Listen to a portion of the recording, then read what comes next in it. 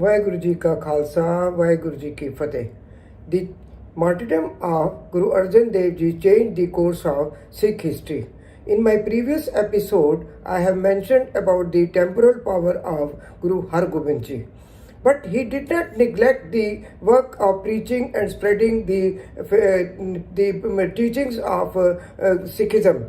He never neglected the work of Sikh faith. He continued the light of Guru Nanak and expressed and preached people to follow the path of righteousness, kindness, truthfulness, and live in generosity and live in harmony and peace with others. Guruji sent people to different places to convey the message of Guru Nanak, to believe in oneness of God, work hard for your livelihood, never covet towards another's wealth, and share with the poor and helpless. People had been following the teachings of Guru Nanak and the five predecessors of Guru Hargobind Ji. Guru Hargobind Ji sent a few followers to Bengal and Bihar also. Two Sabravas, Nihala and Naval and Nihala, went with the aim of business to Bihar. They settled there, and with their influence, many people adopted Sikhism and number of Sikh followers increased in Bihar. Guruji himself went to the northern part of Jammu and Kashmir, and number of crowd welcomed them and listened to the preachings and teachings of previous gurus and Guru Nanak, and followed Sikhism and became Sikh followers. Guruji came back via Gujarat to Punjab. He started congregational prayer for the religious feelings as well as bringing unity and sense of brotherhood among the Sikh followers. Guruji went to certain parts of central India and northern parts of UP. Now it is Uttarakhand. He went to Nanak Matta, and after coming back, he built a Gurdwara Sahib also there, that is called Gurdwara Nanak Matta Sahib. It is a famous Gurdwara. While he was coming back, he met a Marathi saint, Samrat Ramdas. He saw Guruji. Guruji dismounted from his horse, and he asked Guruji, "I heard that you have inherited the Gaddi of Guru Nanak, who was a saint, and he renounced the word." Guruji replied back, "No, internally I am a hermit, externally I am a prince. The arms are for the protection of helpless and poor and the destruction of tyrants." The Guru Nanak never renounced the word, he renounced Maya. Those days, the increasing number of Sikh followers were worrying the Nawab of Lahore, Murtiaz Khan. He was very much concerned about the strength of military and the number of followers of Sikh faith. When Guruji built low guard, he became worried and informed Jahangir that Guru Hargobind is preparing to taking revenge of his father's execution. Emperor Jahangir sent Wazir Khan with Guncha Beg to arrest Guruji at Amritsar. Wazir Khan was a very well-wisher of Guru Hargobind Ji, and he requested Guruji to come along with him to Delhi. Guruji agreed, and he came to Delhi and stayed at Majnu Ka Tila. Guruji met Jahangir. Jahangir and his wife were very much impressed to see the charm, glory, and holiness of Guruji. They both requested Guruji to stay a few days more there. Then they planned a hunting excursion, and Guruji also joined there. When Guruji was entering forest, he saw a ferocious lion was rushing towards to attack Guruji, to attack Jahangir. Guruji came in between lion and Jahangir. He pressed the face of lion with the shield so hard that the lion fell down, and immediately he passed a sword in his belly, and the lion was dead. Historian says that this was the right time that Guruji would have taken the revenge of his father's execution. But no, Guruji's holiness and spirituality never allowed him to come between the life and death of a person. This news of saving Jahangir and Jahangir's changing attitude towards Guru Hargobind Ji was worrying the orthodox fundamentalist courtiers of Mughal Empire. They, especially Sheikh Sarandi, he was inciting Jahangir to somehow to harass Guruji. But Jahangir still was not very much listening to such inciting words. Later, they planned. Historians have different say about it. But Guruji, during Jahangir's time, was imprisoned in Gwalior Fort. Maybe any reason behind that. But he was imprisoned in Gwalior Fort, where already 52 Rajput kings were confined since long time. The Muslim well-wishers of Guruji and other people started revolting against Jahangir. Jahangir was not keeping well those days, and he was not recovering, given many type of treatment.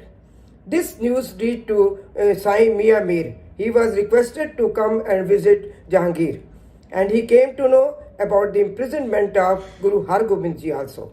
He asked Jahangir first to release Guru Hargobind. Then he may be recovering from his illness. Jahangir believed it and conveyed that Guru Hargobind Ji should be relieved. But Guruji refused. He asked that other 52 Rajput kings all should be released with him. Then he again suggested that if those kings who can touch the dress of Guruji, who can hold the dress of Guruji, they can come out with Guruji. But that was a good suggestion, and Guruji made a gown with 52 ribbons. Each ribbon was caught hold by every king, and all the king holding the ribbons came out of trailing behind Guru Hargobind Ji. Guru Hargobind Ji in this way liberated all the 52 kings confined there. And that's why he is called the liberator. Bhai Gurdas Ji has written about it, Satgur Bandi Chhod Hai Mugat Kare Udina. When Guruji, after coming out of Gwalior Fort, he reached Amritsar. That day was Diwali, and the people of Amritsar welcomed Guruji with great enthusiasm. And that's why this day onwards is celebrated as the Bandi Chhod Divas in Sikhism. Guruji, after reaching Amritsar, he went to Lahore and met Sai Mian Mir there and heard the plight of Bibi Kola, who was a Muslim girl and daughter of a Qazi. Guruji asked Mian Mir to send her to Amritsar. She reached Amritsar. There she was given place to live near Harmandir Sahib, and she spent her rest of life with comfortably safe and with pious till she breathed last. And after that, after her death, on Guruji's instruction, Baba Buddha Ji built in her memory a Gurdwara called Kolsar at Amritsar. By the time Jahangir breathed last and succession came to his son Shah Jahan. Shah Jahan was equally a fundamentalist Muslim and was very much against Sikh followers, and especially for the Guru Hargobind Ji, because of our starting militarization. And he was feeling so insecure that he used to say, because of the Guru Hargobind's spiritual power and military strength, he was being very unsafe. Then, although he had a larger army under his time, but He was very much worried the strength of Guruji's Akal Sena. Guruji, knowing this thing, he had to fight 4 defensive battles with Shah Jahan's Mughal army. After the winning of battle Rohila, he built a town named Hargobind on the bank of Byas. The local Muslims of that area requested Guruji to build a mosque for them. And today even one can go and see that this is called the Guru Ki Masjid. Guruji win the war in 1934, war of Amritsar also. Then came the war of in 1634. Again there was a battle, not a war, a battle against Muslim imperial army called Battle of Gursar. It was on very small reason. The reason was that the horses brought by a Sikh devotee coming from Kabul were snatched by the Subedar of Lahore and kept on the upper part of stable of Lahore fort. But somehow Bidhi China brought them back, and on this pretext Guruji was knowing that now Mughal army can any time attack them. So they already made arrangements to defend themselves. And that battle was also won by the Akal Sena, and a large number of people were killed and injured in a Mughal army. Last battle, Guruji fought with Mughal army, that was Battle of Kartarpur in 1635. Battle of Kartarpur. The other side was a chief, commander was Kale Khan, and this side was Guruji himself with his son, 9th Guru, Guru Tegh Bahadur Ji. And when on first attack, when Guruji faced Kale Khan, in one stroke he killed Kale Khan. Then came in front of Guruji Pandey Khan. Pandey Khan was an ex-general of Guruji's army. He was brought up to a strong soldier by Guruji when he was only 9 years old, and he came to Guruji. When he came, Guruji gave him 3 chances to attack him. First 2 chances went in vain, and in third attack, the attack was so forceful that Guruji took it on his shield and the sword was broken into pieces. Then he came running to Guruji, then Guruji pressed his head and he fell down unconscious, and after that he breathed last. The sun was very shining at that time, and his face, he was getting the heat of the sun. Guruji put shield on his face to avoid that, and he was very much moved by his death. This way, all the 4 battles were won by Akal Sena, and lots of casualties and defeat was towards the Mughal army. Guruji built another town on the bank of that river Satluj, that is Kiratpur. Kiratpur was built under the supervision of Pai Gurditta Ji. Gurditta Ji is eldest son of Guruji. The town was ready by 1627, and Guruji shifted to that place 1635. There is a famous Gurdwara, Patalpuri, where the Sikh followers immerse the ashes of their deceased member of the family. Guruji, born on June 19, 1595, had been Guru for more than 37 years. When he realized that his mortal journey may be ending any time, he declared his grandson Guru Har Rai Ji as his successor.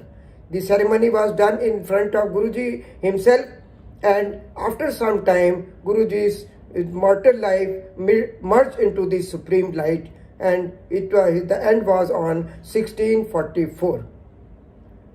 Pai Gurdas Ji has written about it. Dal Panjan Gur Surma Bad Joda Bo Parupkari. It is a fact, because Guruji was a noble, a strong saint soldier, and with generous and noble personality, with benevolent personality, and he took sword only to eliminate oppression, injustice, and exploitation from the society, and to help the poor and helpless people to start from the tyranny of rulers. Waheguru ji ਕਾ ਖਾਲਸਾ, ਵਾਹਿਗੁਰੂ ਜੀ ਕੀ ਫਤਿਹ।